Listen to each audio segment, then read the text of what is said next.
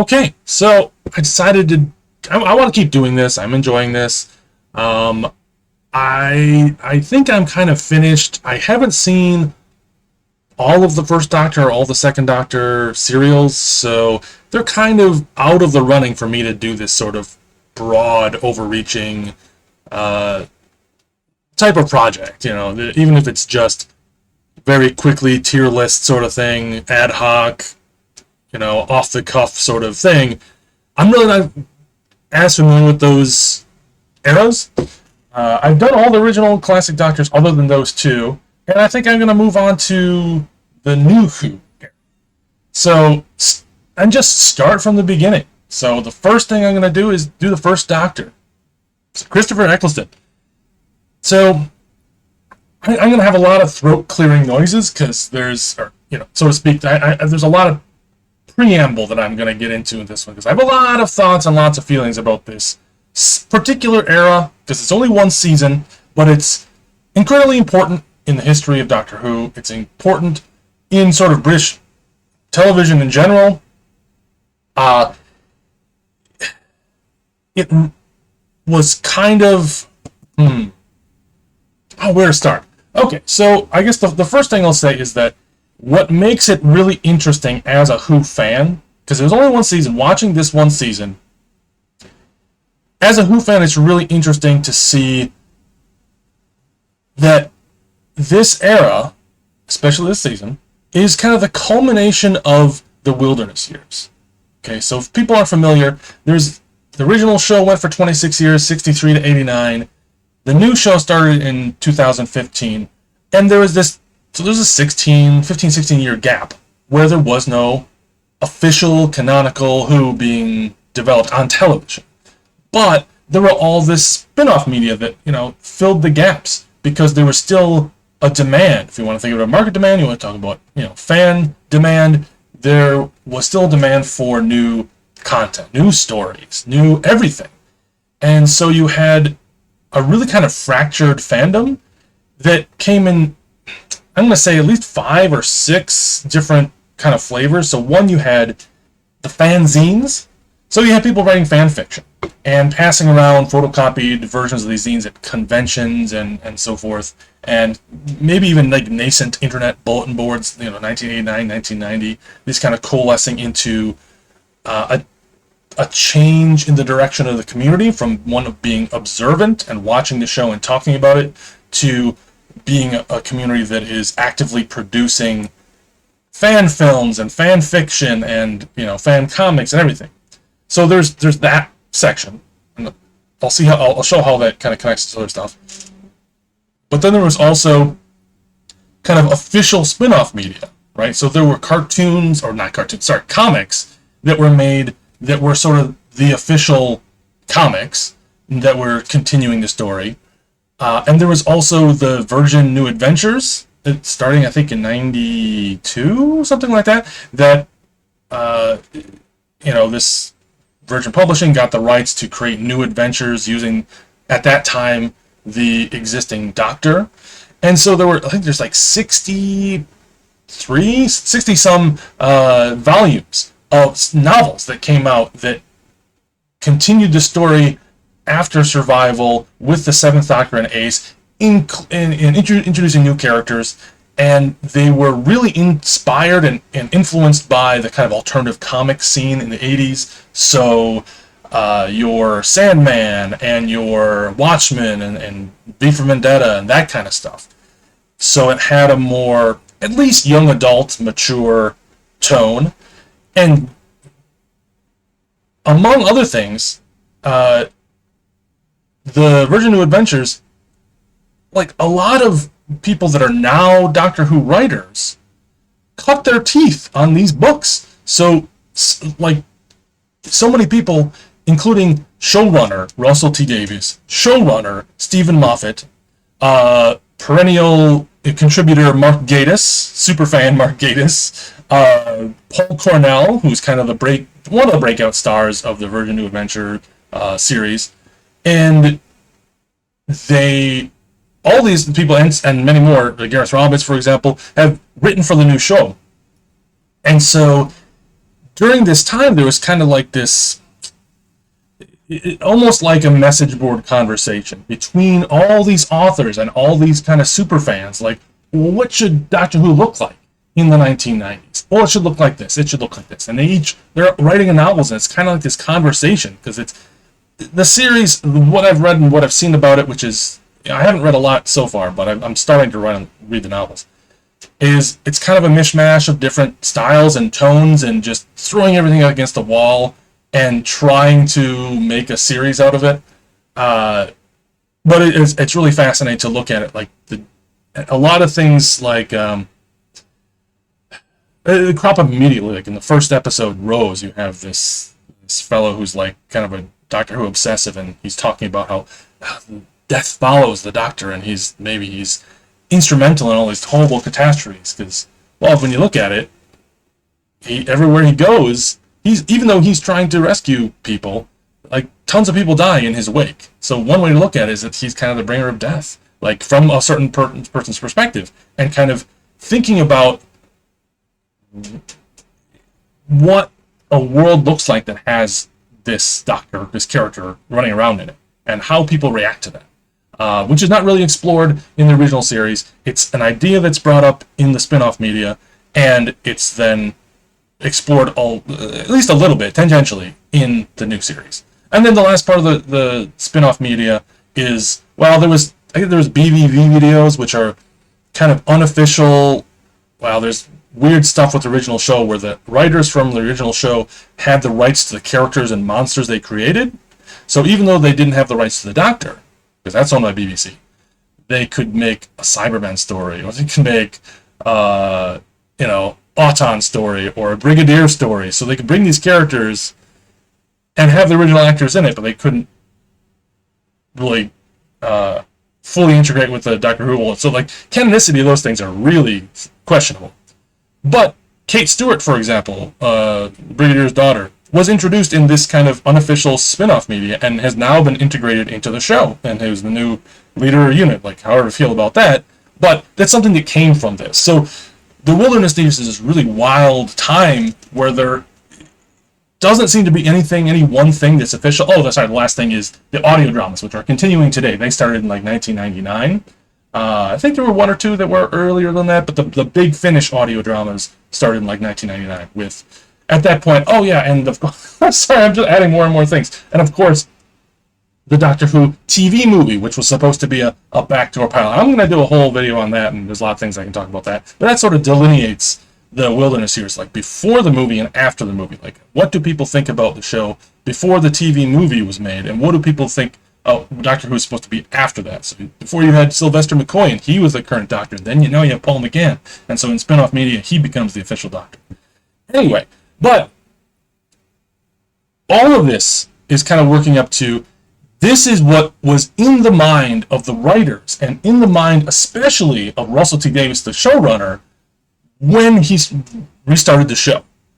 Was, okay, he wrote 8 episodes of the first season that I'm about to, tier list, but the other 5 were all these people from the spin-off media that had made names for themselves by being really good writers and being, kind of super fans. So, all right, let's just start out, and I'll add more as we go along. Sorry, this is, like I said, a long preamble. Lots of rambling today. First, Rose. Rose is it's a solid episode by itself. It has, if you can forget about the kind of cheesy plastic effects with Mickey, and like that stuff is really kind of cringe, and it didn't really work at the time.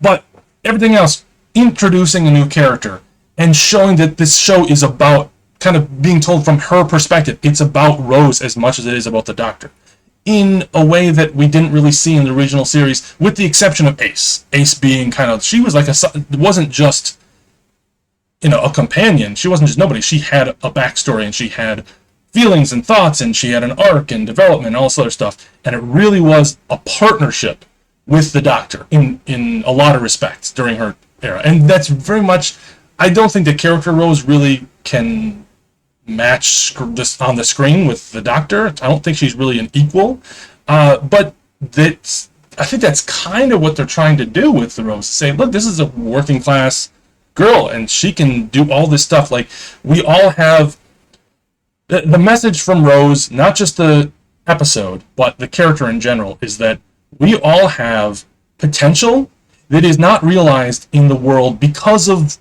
the construction of the world we're living in. Rose would have been a shop girl for the rest of her life and been in kind of lived complacent misery for the rest of her days if it hadn't been for the Doctor showing her that there's a much wider world and she can put the skills that she never knew were useful. Like the way that just being who she is, she's able to, save the universe. And we'll get to that.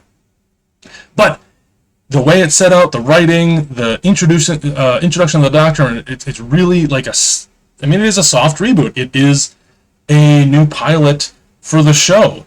And introducing the Doctor, and Christopher Eccleston is fucking brilliant. He is one of my favorites. Maybe I'll do a Doctor tier list sometime soon, but he's really good. He's what sold me, and I was really skeptical. I watched the original show back in the day.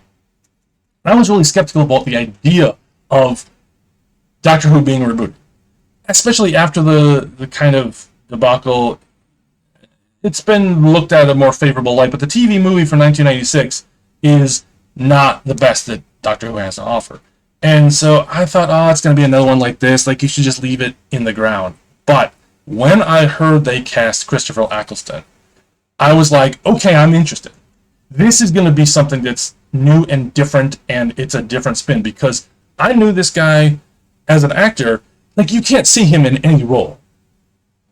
Like, I had seen him a couple of things before Doctor Who, and he just has such screen presence, and he's such an, I don't know, he has such screen charisma, and he has this kind of dark and manipulative, and he always played evil characters. And so I like that idea of people who are, character actors who get a chance to play a leading role, and he knocked it out of the park, and he brought some of that dark, brooding energy that's just who he is. That's, he just owns it. But he was able to kind of lighten it and change it and like make it work for the role and make the Doctor himself and make the role his own. I'll talk about more of that more. So, okay, the first one, Rose, I think it's real solid A. I don't think it's quite S tier, but I think it's a real solid introduction to the show. It's one of the best jumping on points. Like, every few seasons is a new, like, hey, if you're daunted by kind of all the baggage that comes with this show of being 60-year-old property, you can just start here. And this is a fantastic place to start. And it has aged so well precisely because of that. So many people are able to kind of get eased into the show and the concepts through this episode because the writing is so good. Okay, next one.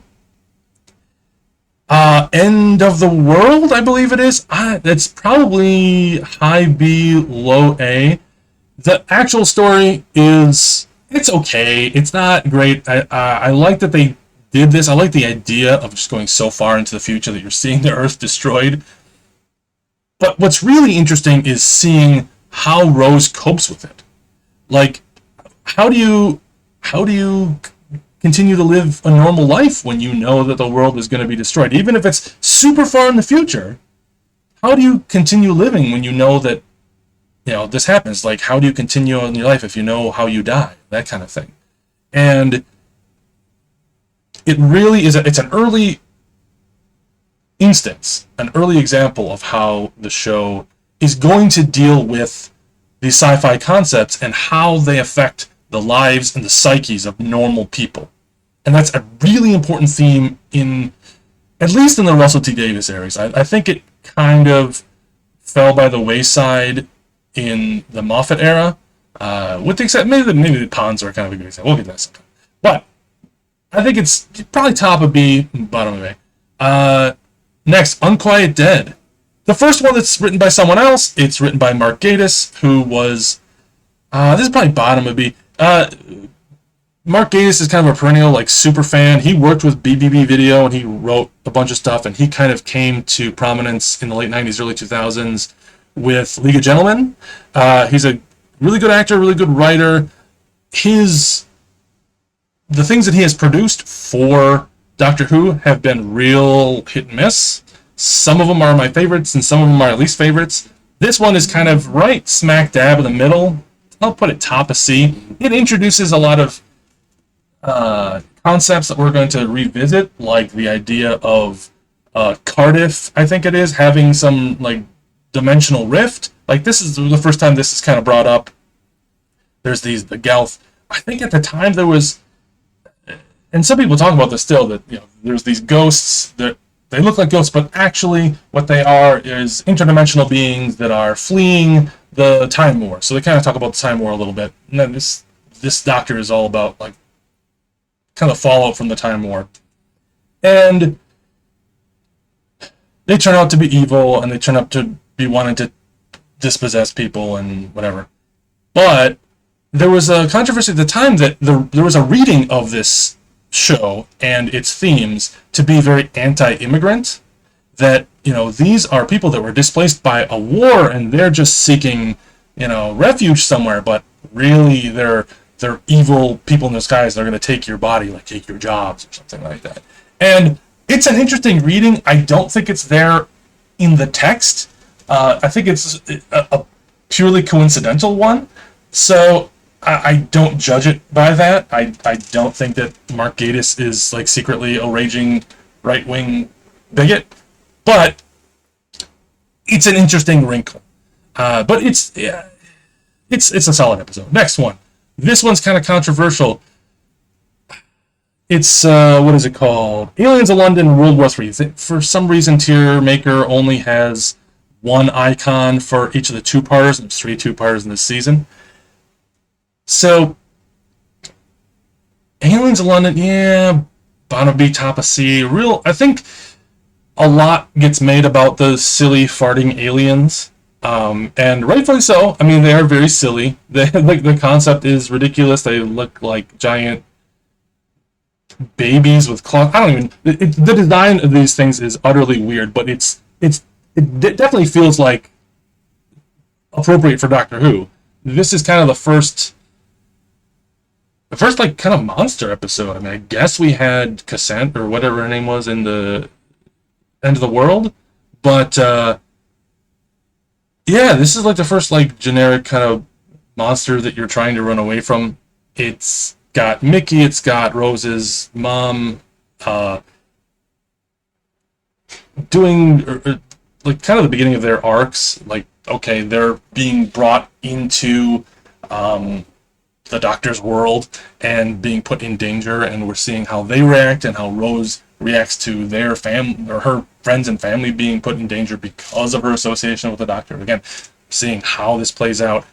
So I think that all that stuff is really interesting. But like, I don't know. I still think the idea of the alien invasion, even though it's a real basic premise, kind of taking it seriously, even though there's really silly aliens, it's kind of hard to do. But if you can do that, I think the story is pretty solid. The next one, S tier. Like, there's not even a question. Dalek is one of the best pieces of fiction written. It's written by Robert Sherman, who's done some of the spin-off media, done some of the audio dramas. It's a brilliant piece of metafiction. So the Dalek and the Doctor are the last remnants of the last great Time War. So we got one last Time Lord and one last Dalek, and they're pitted against each other. But it's really about a couple of things. The Dalek is like the show itself. So it's kind of a vestige of a time now long past. Like, can it continue to survive in this world where the war is over? Like, it's only built for doing this one thing. It's kind of like the show. Like, does the show actually work in the 21st century? And who is the Doctor now? It's really about, like, what kind of Doctor is the Doctor? We've had all these different people, whether in the original show or the Virgin New Adventures or spin-off media, whatever, showing what they think the Doctor is supposed to be. But it's kind of him coming out of his shell and deciding, okay, but who do you want to be? You have to make this decision. Like, the Time War is over. You have to decide how you're going to live from here on out. And at first, he's really, driven by hate and anger. And in the end, he decides to show mercy, to be merciful. Which, how that turns out is a whole other thing. But yeah, the show itself is works on many levels. There's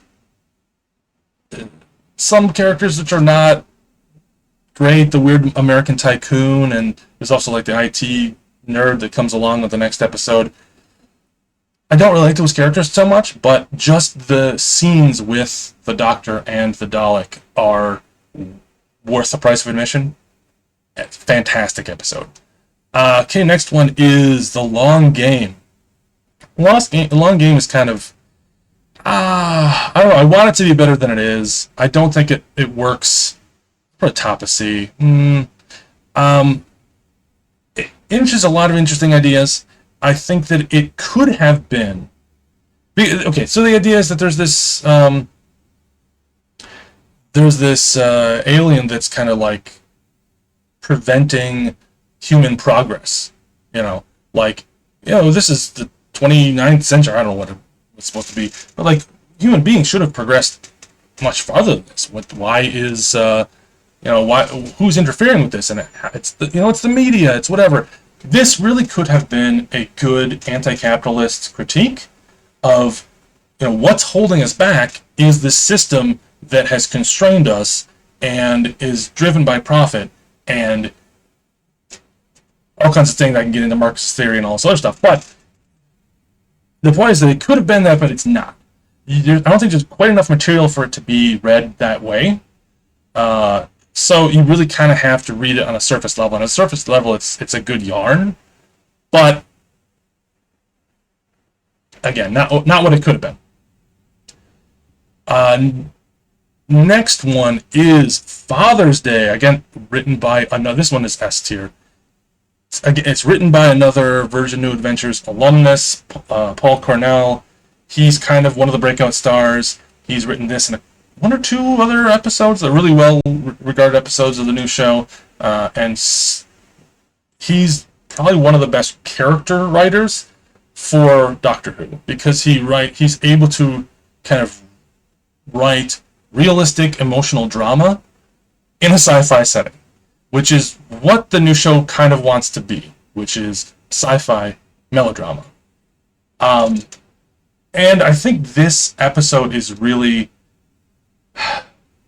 it's fantastic by itself, but it's sort of a statement of purpose of what at the time, they wanted this show to be, which is to show, again, how sci-fi concepts not just can help, affect the world, but how they affect an individual, one person, Rose. Like, how does the ability to go back in time and prevent your father's death, how does that affect you doing that as an individual? How does being able to meet your own father and then having to, watch them kind of die, how does that affect somebody? Is that a good thing or bad? Like, it's an exploration. It's really fantastic. It's fantastically written. All the characters are characterized, especially Jackie Tyler, who's just such a bitch in this episode, and it makes you wonder, in every universe, Jackie Tyler's kind of a bitch. She gets better, but man, she was just like a raging turbo cunt in this episode. It's so funny. Anyway, okay, next one. We got another. It's gonna be bottom mess too. These are the best ones. Father's Day better than Dalek? Maybe. Okay, so this is Empty Child Dalek Dances, two-parter. Doctor Who during the Blitzes, World War II, London. It's the first introduction of Captain Jack. It's the first introduction of the nanobots. This is really like the rest of this season has kind of been set up, and this feels like it's the first fully fleshed out story that's just like a straight banger. there's a couple things that are kind of goofy about it, but like it balances the sci-fi ideas and the character moments. Like there's so many great character moments between the Doctor and Rose and Jack. Like this is really a good Trinity, trifecta, I don't know, like threesome, I guess. It's a really good combination, and especially with the Ninth Doctor. I think that his attitude towards the Doctor in this one is, it's just, I don't know, a lot of screen chemistry, a lot of fun stuff going on. That's one of the best things to watch it for. The actual story is really strong, and sometimes you'll get a good story that has good character moments, but they aren't really integrated with the story. It's almost like you have an A and a B, with the A story being the sci-fi part, and the B story being the character part. Well, this, they're like, they really just mesh. It's just like one perfect whole. It's great. Definite S tier. So next is Boomtown. Boomtown is it's mid. It's fine. Like I think it's not quite as good as these other ones, but it's the one in this entire series, the one that kind of feels like a filler episode. But it's a showcase for Eccleston. It has really good character moments between the Rose and Mickey, and again, this is kind of showing how time travel is affecting Mickey. Like she's gone for all this time, and he's not really living his life the way that he should be, and so on and so forth.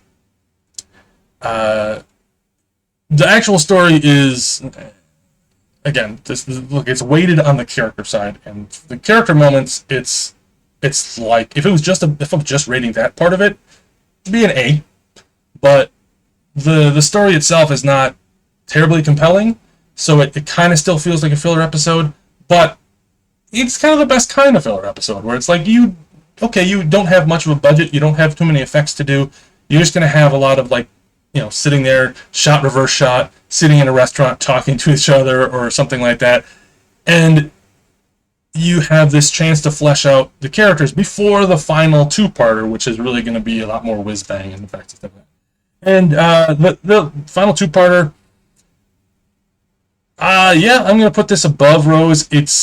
I think there's a little bit of timey-wiminess. Like, I don't think it quite justifies itself. I wish this were individual episodes. I think the setup is better than the payoff a little bit. When we see the Daleks come back, it's like, okay, it's one battalion or whatever of the Daleks, and it's not like a trillion of them, so it seems like slightly lower stakes. That's something they do with the show, is that they end each season they end with a two-parter, but each season they kept having to up the stakes. So the first was like, oh, the Daleks are back. This one, battalion, or how many, 30,000 ships or something like that. Okay, the next season, it's, oh, the Daleks and the Cybermen. Oh, and they're fighting, and it's, whatever. And the next one was, oh, it's a master, and, like, it takes over the whole world. And the next one, it's, oh, the whole universe is at threat. Like, they didn't have anywhere to go. They really need to in the special season, like, whatever.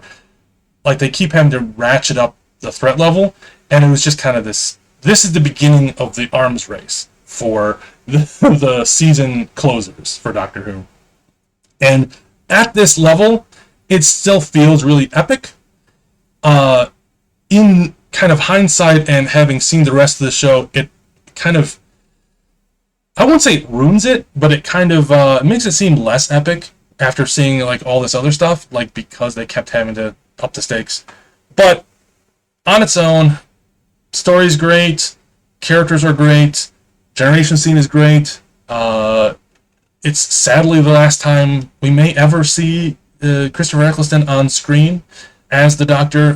Fingers crossed for the 60th anniversary, but I really don't think it's likely. He has started doing Big Finish audio dramas, so he has returned to the fold in a less official capacity, I guess. It's in spin-off media, but it's great to have him back, and it really is. It's one of those things where there's all this stuff being talked about why he left the show, and some people really hated him for a long time. Fans really hated him for a long time for like abandoning the show or leaving after one season. Like, it turns out there was some bad blood between him and Russell T Davies and Julie Gardner, or the other showrunners. So I understand 100%. I'm on his side. Like, I'm 100%. He came in from almost nowhere. I mean, he was not a household name beforehand. He put an indelible stamp on the role of the Doctor. He played one of the most, in my opinion, one of the most iconic versions of the Doctor. He's not my favorite, but he's still like second tier. He's one of the best actors to play the Doctor. Like, he's just a brilliant actor, and I love watching him work. And seeing him in this role is it's a pleasure just to watch him perform. So he came in, he knocked it out of the fucking park, and then said, okay, I'm just going to leave while the crowd is still cheering, and y'all going to remember me for this role. And I not giving any sort of chance to have a sophomore slump or stumbling. Like, he left on a high, absolutely left the show on a high note. So the last two parts, they're not the best episodes of the series, but it's really hard to compete with the three that are like the S tier. Like, those are still to this day. If I was going to make a top 10 list of Doctor Who episodes, Dalek would almost certainly be on that list. Father's Day might just barely miss the list at this point, but like, those are really, really fantastic episodes. So, I mean, that's what we have. So, the Ninth Doctor, he came in, there were a lot of expectations. The BBC kind of had started out being a little bit distant with the production because they weren't really sure they wanted to bring the Doctor back. It was confidence in Russell T Davies, who had just come off of another show which he wrote and produced, and which Eccleston starred in, where he played like the Second Coming of Christ. I've yet to see it. I've seen a lot of clips. I've yet to see it. I should watch that sometime. And this season set the tone, and it set the template for all of New Who going forward, whether you're talking about 45-minute episodes, whether you're talking about 13-episode seasons with arc storytelling, kind of ripped off from, well, not ripped off, but I mean, they kind of took their keys from Buffy the Vampire Slayer and saying, okay, this is the kind of tone and the pace and the structure that we want in our stories. And really, until I think even today they're still continuing that. They may not do the arcs as well, but they still have, like, every season has some sort of theme or some sort of arc or some sort of overarching story they want to tell, even if they don't do it as well as this one and some of the other ones we'll talk about later. But, well, here you go. Thanks for watching, if anyone's actually watching this. Peace out.